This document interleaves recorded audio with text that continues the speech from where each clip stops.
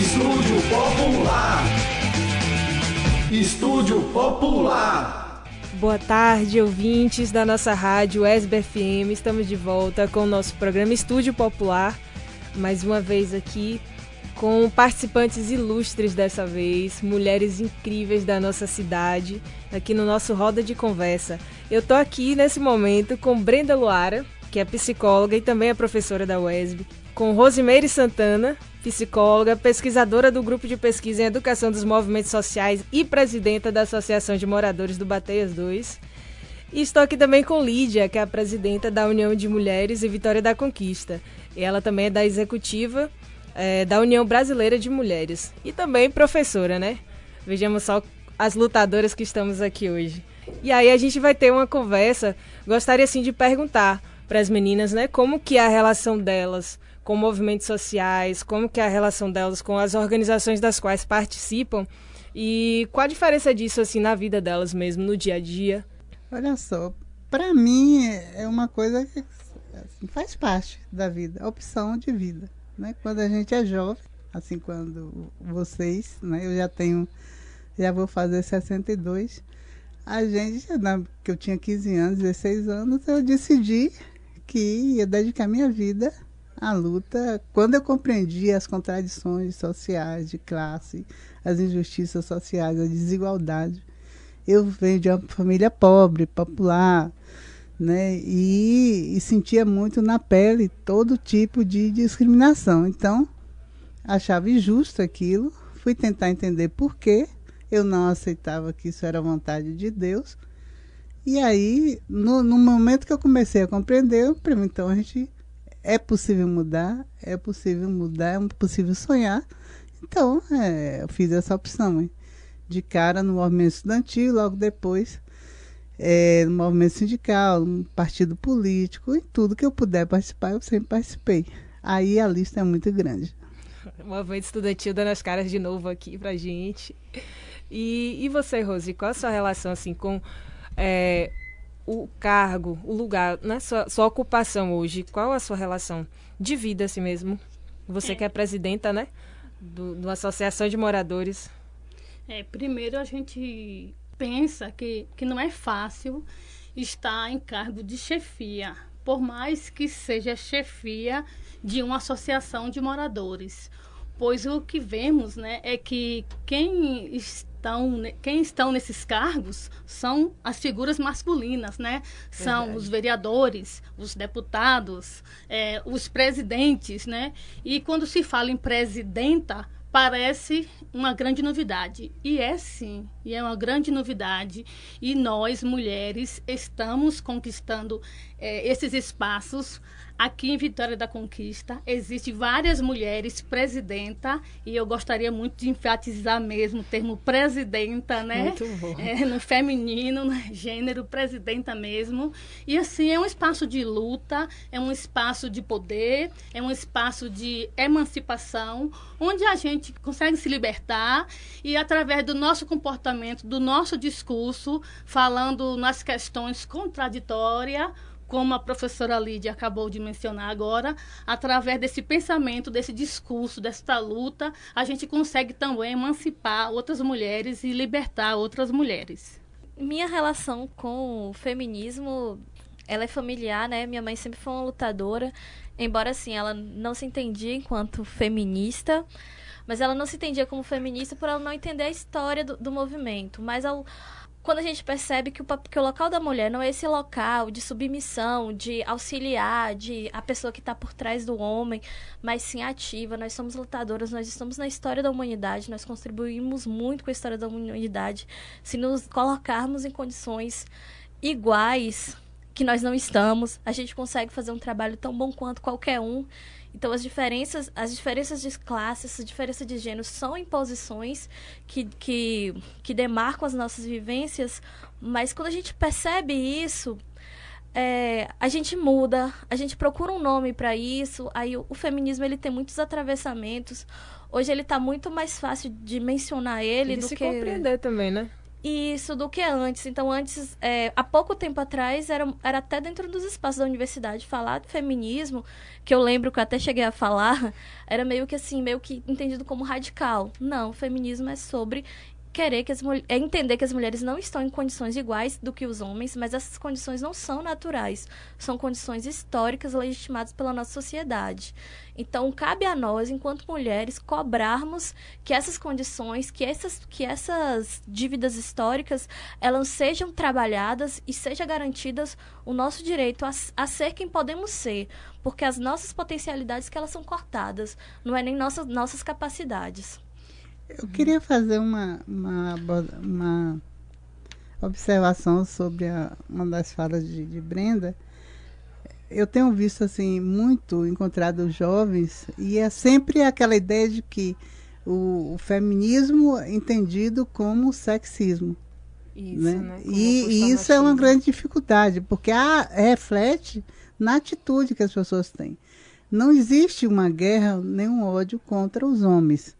O que existe é uma compreensão histórica, né, de que a sociedade se desenvolveu e aprofundou no sistema capitalista, né, essa desigualdade por conta da exploração de classe. A de gênero vem como mais um tipo de exploração, assim como a de raça. Quer dizer, são pilares pelo qual se apoia um sistema econômico, social, político para uma dominação, para garantir uma dominação. E entendendo dessa forma, a gente vai entender de forma bem mais ampla. Nós vamos ver que os homens, assim como as mulheres, lhe foram determinados papéis que as mulheres têm rejeitado por ser um lugar de opressão. Enquanto que os homens, em geral, eles estão numa posição de poder, então eles não questionavam o seu poder. Não é? Por eles próprios. Mas nós já temos hoje, na sociedade, ganhado um pouco essa discussão, até com os homens, porque essa discussão dentro do poder, do Estado, dentro das relações sociais, dentro da família, dos partidos políticos, do sindicato, né, da fábrica, da escola, e essa discussão está em todo lugar. Né? E a gente tem ganhado e tem sido reconhecido que nós temos razão em não aceitar essa desigualdade, e por isso lutamos. E não porque odiamos os homens, não porque queremos ser superiores aos homens, que queremos submeter os homens, e nem todo homem é violento, todo homem é agressor, todo homem é pedófilo, todo homem é estuprador. Não é. Alguns são, que não perceberam ainda que papel e que período que a gente vive. Mas, e esses que são, precisam ser combatidos e punidos. Não só pelas mulheres, né? Pelos não homens só também. Pelas mulheres, pela sociedade, pelo Estado e pelos outros homens. E falando nisso, eu queria perguntar assim para vocês, né? Quais são as maiores dificuldades assim que estão postas? Quais são os desafios para a gente, né? As nossas lutas que estão para se cumprir aí dentro dessa conjuntura, né? De governo Bolsonaro, um governo conservador, que retoma aí os seus espaços de opressões. Quais assim as dificuldades que a gente já consegue prever nesse período? Se compararmos que vivemos numa época em pleno século XXI, onde espaços de debate, de crescimento, de garantia de direitos se ampliaram muito com relação ao século passado, ou à primeira metade do século passado, quando algumas ditaduras conseguiam passar seu discurso com mais facilidade. Hoje parece até ridículo, mas a gente precisa entender que é verdadeiro. O que está aí é verdadeiro. A gente está numa situação de perda, né, de aprofundamento desse conteúdo, dessa dificuldade maior, né, de perda de direitos, de perda de conquistas, de retrocessos, né, de ataque às mulheres, de ataque à luta dos trabalhadores. Quer dizer, nós estamos numa situação muito difícil do ponto de vista desse debate social. Embora a gente não vai fugir da luta, a gente vai resistir e a gente vai tentar superar, porque as pessoas já estão começando a perceber. Mas que precisamos ficar atentos, que já perdemos muito e podemos perder mais ainda. E as mulheres mais do que todo mundo. né, com essa aí. Principalmente essa questão da Previdência, da reforma que estão querendo aí. É muito cruel, é muita maldade. E eu não acredito que a gente não vai ter dos brasileiros, das brasileiras, uma reação à altura. A gente vê a questão também, como Lídia cita, né? Perdemos direitos, perdemos políticas públicas já consolidadas, né? Isso a gente vai visualizar um saldo muito negativo em relação a tudo aquilo que conquistamos, mas a gente vê que a luta da mulher é uma luta de todo dia. O que nos resta nesse momento é a gente resistir. Então, assim, a palavra é resistência. O nosso grande desafio nesse momento, quando você fala do desafio, o nosso grande desafio é a resistência, né? E continuar segurando uma nas mãos das outras. A gente não pode soltar as mãos. Tem até um lema, né? Ninguém solta a mão de ninguém. Então, temos que continuar unidas, mulheres pretas, mulheres brancas, mulheres trans, mulheres, né? E assim, falando em mulheres, a gente tem que lembrar que em Vitória da Conquista existem vários movimentos de mulheres. Tem esse destaque aí que é a União, que faz um trabalho belíssimo aqui na cidade, mas eu gostaria também de fazer um destaque para o movimento Safo, que é um movimento de mulheres lésbicas. Alô aí, Rosilene Santana, que está aí nos ouvindo aí nesse momento. E gostaria de lembrar com carinho do grupo de mulheres trans, né, que é o Grupo Fina, que era coordenada por nossa saudosa Finas porque delicadas, né, mulheres delicadas e fortes e guerreiras, né? Quando se colocou Finas, perguntavam e questionavam por que um grupo de mulheres trans com o nome Finas, e aí Rafaela, com aquela doçura, respondia: porque somos finas, mas somos revolucionárias e somos guerreiras. Rafaela foi embora muito cedo e assim a gente sente, né? A gente sente saudades de Rafaela. Então assim, o nosso grande desafio hoje é justamente resistir, continuar na luta, né? A mulher que trabalha, a mulher que estuda, a mulher que é mãe, a mulher que é militante. Então o nosso grande desafio é resistir. Quando a gente fala da conjuntura atual, é muito forte um pessimismo que vem, né? É muito fácil chegar a um pessimismo. Mas se a gente for dividir mulheres em conservadoras e progressistas, por exemplo, as conservadoras, elas foram beneficiadas por todas as nossas lutas. Até porque nenhuma luta de nenhuma mulher é para uma só. A gente sempre luta por todas. Ela concordando ou não com o que a gente está lutando.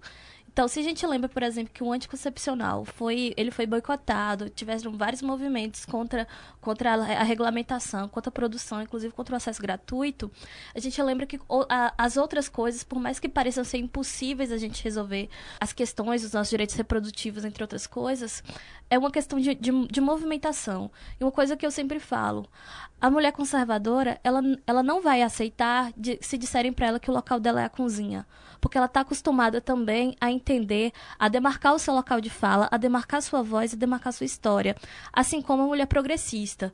Então, por mais que a mulher progressista entenda o peso e o custo dessas lutas, ela acaba reconhecendo o quanto acaba doendo mais em nós quando a gente percebe um direito sendo cortado. Vai chegar na mulher conservadora também. Ela pode até não reconhecer o motivo dessa redução do direito dela, mas ela percebe também. Então, o que eu falo, nós nunca voltaremos a ser passivos, na verdade, nunca fomos. E nunca vai nos colocar nos espaços que nunca foi de obrigação ser nossa. Então, todos os espaços, eles são espaços de homens e mulheres e de todos os gêneros possíveis, porque são espaços dos seres humanos. Então, a gente tem que reivindicar nossas diferenças, afirmar também as nossas similaridades para construir uma sociedade mais justa. Quando eu falo isso, eu falo isso, trás, né? E ela não volta. Esses últimos 20 anos no Brasil, se a gente compara a mulher de 50 anos atrás com a mulher de hoje, é uma diferença muito grande. Uma diferença que não está muito demarcada no gênero masculino, mas porque são resistências diferentes. É uma perca de poder sentada neles e um poder que custa também a saúde mental do homem, né? Já que são eles que mais morrem de causas externas, por imprudência, por irresponsabilidade, uma falta de cuidado cuidado com a própria vida. Já nós, a gente ocupou todos os espaços públicos, a gente está em todas as disputas. Então, por mais que o governo Bolsonaro tenha ganhado as eleições, foi aumentado o índice de mulheres que estão lá dentro. Tem mulheres fazendo resistência, embora tenham mulheres que legitimem o pensamento masculino, ainda assim, elas sentem também quando chega nelas, e elas também vão ser em algum momento resistência. Pode não ser na nossa frente, mas na sua casa, ela vai ter os seus problemas de diferença do seu poder. Né? A da goiaba. Mas assim, ela quer que a gente volte pra cozinha, mas ela não sai do ministério, entendeu? A dificuldade de compreensão. Ela podia renunciar, mesmo. Não é? E voltar. Aí o que eu falo dessa diferença, quer que algumas voltem, mas não se reconhece que o local dela ali é uma luta histórica, uma luta das mulheres pelas mulheres. Ali não é por causa da luta dela, ela está ali exatamente. Por falar nessas conquistas das lutas das mulheres. Inclusive o voto popular, né? Que era proibido pra gente. E se a gente não tivesse feito muito barulho, nós não haveria voto pras mulheres. E dia 24 de fevereiro, né? Que foi aí a data comemorativa do nosso direito do voto. E eu queria perguntar, assim, pra vocês, aqui na cidade, né? Quais foram as conquistas mais, assim, de luta das mulheres? O que os movimentos de mulheres aqui conquistam, a exemplo da União de Mulheres, já conseguiu conquistar, não só em Vitória da Conquista, né, mas a nível nacional também, a nível mundial? Olha só, acho que a primeira conquista é dar visibilidade à luta das mulheres. Então, isso eu acho que é a questão mais importante, porque tem o seu conteúdo político. Né? Ao dar visibilidade à luta das mulheres, dá visibilidade às suas reivindicações e às suas denúncias. Uma das questões que foram muito graves, não só no Brasil como no mundo, precisou de um empenho muito grande para ser combatido e reconhecido, é a questão da violência doméstica, né? Que era uma questão privada, que ninguém metia colher, né? Que se sabia ou se escondia, ou não se falava e não se denunciava. Não tinha como denunciar. Então, as mulheres sofriam caladas, morriam e não eram sequer... os seus assassinos, os seus agressores nunca foram punidos. Historicamente, quando eram punidos, ou quando eram levados a algum júri, tinha a questão da justificativa da honra e tal, etc. Coisas que isso não cabe mais. Então, isso é uma conquista importante. A outra questão são as políticas públicas, que veio no sentido... Né, de promover a igualdade de raça, de gênero, de salários, etc., de acesso à escola, à universidade. Hoje as mulheres são maioria nas universidades. A questão da escolaridade das mulheres são maior do que a dos homens, considerando em todos os espaços, inclusive nas fábricas, embora os salários não sejam maiores, nem sequer iguais, né, mas em termos de escolaridade, a das mulheres, a massa, né, das mulheres é maior e a massa salarial é menor. E tem a questão das políticas públicas locais, que a gente conquistou aí a partir, mesmo antes do governo Lula, tinha a questão da delegacia, né, de atendimento à mulher, vítima de violência. É uma conquista muito tímida, uma primeira lá em São Paulo, em 85, depois, né, vai se desenvolvendo e ainda hoje é muito pequena a quantidade. Em Vitória da Conquista... A Lei Maria da Penha também, né? Que foi uma grande conquista, que é já bem depois, em 2006, né? Que é depois das delegacias que veio a lei, né? Como agora a lei do feminicídio, a lei como é importunação? Importunação, né? Sexual. Vale lembrar, hein, pessoal? Que está aí, o carnaval. Então, essas conquistas é do movimento geral que em alguns governos se transformaram em políticas públicas. No caso de Vitória da Conquista, nós teríamos a vara, que não funciona como uma vara ainda, né? Que a vara teria que ter lá toda a parte judicial num lugar só, para atender a mulher e rapidamente. A DEAN, que é uma delegacia que funciona precariamente, né? Essa semana, por exemplo, uma mulher vítima de violência está morrendo de medo, teve que voltar para casa, não pôde contar, quer dizer, não tem força nem como enfrentar a separação com o marido, ele é um agressor e ameaçou de morte, e a delegacia não tem como fazer nada. Por quê? Porque não tem aparelhamento, porque não tem vontade política, porque não tem estrutura para isso. Então, porque não tem uma rede, né? Uma casa de acolhimento, por não exemplo, tem mesmo que seja casa-abrigo. casa-abrigo. Então, esse tipo de coisa ainda falta muito. É muita coisa. Que a gente que em Vitória da Conquista temos uma história, temos algumas conquistas. O Conselho da Mulher aqui foi em 97, né? O CRAAV foi depois, agora 2000 e pouco, 2008, eu acho, 2010, foi bem depois. 2006, CRAAV. Isso aí eu pesquisei. Foi? 2006. Então, foi bem depois. Essa recente, né? foi mais recente. Mesmo assim, tudo isso está correndo risco. Né? E a gente tem a Ronda também, Maria da Penha, A né? Ronda Maria da Penha, que ela funciona para os casos que já tem a lei de proteção, como é que fala? A medida protetiva. A decretação de medida protetiva, mas não é para qualquer mulher, né? Enquanto não tiver essa decretação, a Ronda não pode agir, né? E tem a questão do machismo estrutural, porque, por exemplo, final de semana que as delegacias não funcionam, a DEAN não funciona, as mulheres são atendidas nas delegacias comuns. Continua sendo um velho problema. Quer dizer, existem casos, tem relatos até de policiais, de PMs que levam esses casos até as delegacias comuns, chega lá... Desacreditada, né? Isso, e os caras são liberados e depois vão e matam as mulheres ou tornam a bater, quer dizer, não tem o menor cuidado, o menor respeito pela lei. E os delegados homens se dão luxo de dizer que não conhecem a lei, Maria da Penha. Né? Não estudam. Tem as delegadas mulheres que não estão na DEAN, se dão luxo de dizer que não conhecem a lei. Né? Então, é assim, importantíssima pra gente. então, existe assim muito problema para garantir a existência das leis. As leis existem, a gente conquistou, agora precisa efetivar. Né? E a gente não tem essa dificuldade ainda. E uma coisa Muita que eu coisa pra gostaria de enfatizar é que eu não sou muito assim ligada em nomes, né? Mas eu ouvi uma notícia, né, no jornal, onde uma mulher se relacionava com alguém através das redes sociais e ela recebeu essa pessoa em sua casa e esse homem o espancou por quase 4 horas. E um depoimento muito rápido que eu vi, né? Eu não lembro o nome da mulher. Ela falando que ela pediu socorro e que ninguém deu socorro, né? E aí eu lembro da sua fala, Lídia. Briga de mulher... De marido e mulher, briga né? de marido e mulher, a gente tem que meter a colher.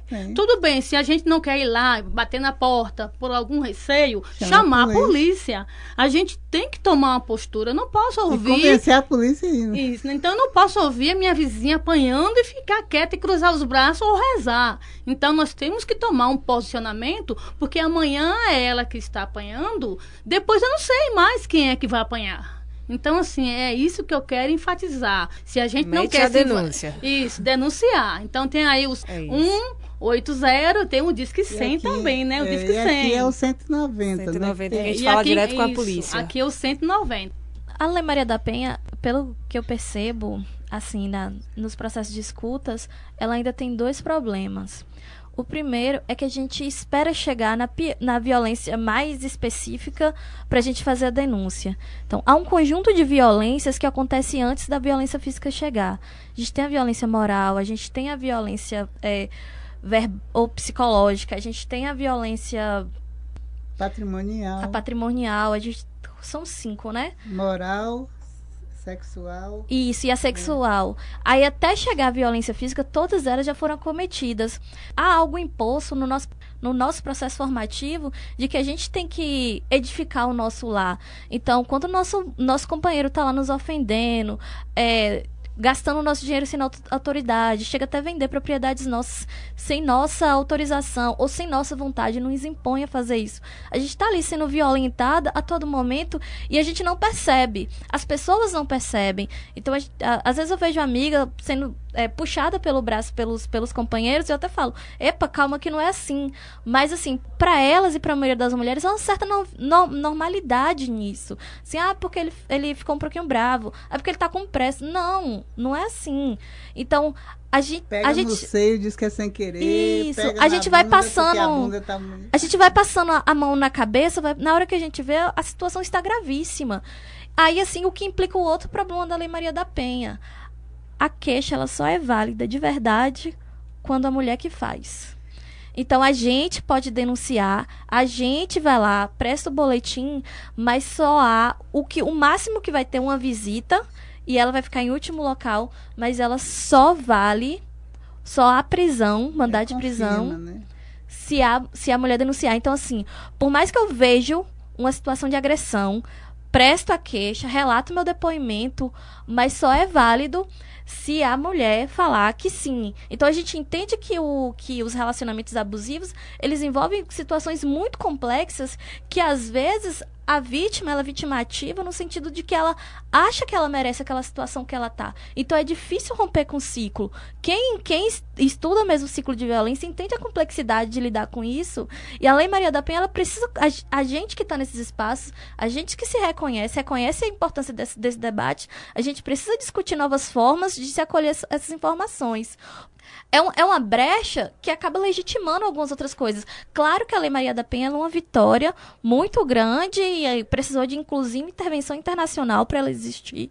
Pois eu acho que a nossa luta hoje, ela tem a UBM, né? Ela esse ano 2019, ela está com uma palavra de ordem que seria, né? O nosso slogan desse ano está sendo, né, pela democracia, pela vida das mulheres, pelo Brasil, né, considerando que com a eleição fake, né, do ano passado, que elegeu um presidente fake, né, e que permite que outras forças, né, políticas e retrógradas conduzam o governo, né, a questão da democracia, então, está em risco na medida que medidas estão sendo tomadas para as escolas, para as universidades, né, e que podem se agravar daqui por diante.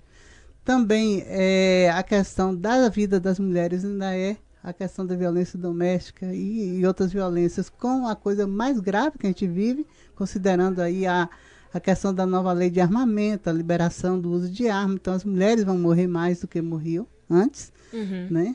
Então, essa luta está em pauta, e a mesma luta que tanto fez parte, né, 2 de março, e vai ser o ano todo, a questão também, né, do Brasil, do ponto de vista da sua soberania, das riquezas que estão sendo invadidas, e de uma concepção de país que, na sua região, na América Latina, em vez de atuar enquanto diálogo, enquanto aquele que busca a paz e defende a paz, ao contrário, está se alinhando a um país altamente belicista e agressivo, como é os Estados Unidos, e trazendo a guerra para a nossa região, para a América Latina. Então, para o UBM, a questão local, a questão específica das mulheres, mas também temos a questão nacional e temos hoje, né, a questão da democracia, que é importante para nós.